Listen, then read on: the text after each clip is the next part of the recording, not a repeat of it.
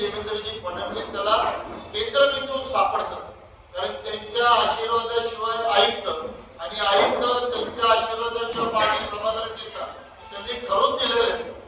प्रभाग रचने करण्यासाठी माजी सभागृह नेता, भ्रष्टाचाराचे टेंडर आणण्यासाठी माजी सभागृह नेता, मग तोच फंडिंग गोळा करून परत त्या असून पीडीआरचा असून प्रामुख्याने आम्ही जे दिलं 32 कोटी रुपये फक्त नवीन हद्दीतल्या गावांची झाडांची जनगणना करण्यासाठी 32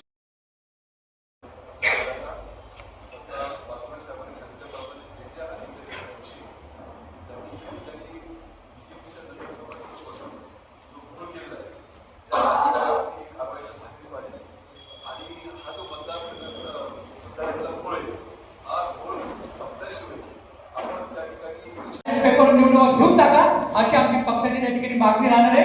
आणि जर महानगरपालिकेने अंतिम यादी जाहीर करताना ह्या गोष्टी जर त्या ठिकाणी बारकाईने लक्ष देऊन दूर केल्या नाही तर आम्ही काँग्रेस पक्षाच्या वतीने रस्त्यावर उतरून चक्का जाम आंदोलन करण्याची तयारी आमच्या सगळ्या कार्यकर्त्यांची आहे. हे प्रशासनाने लक्षात ठेवा.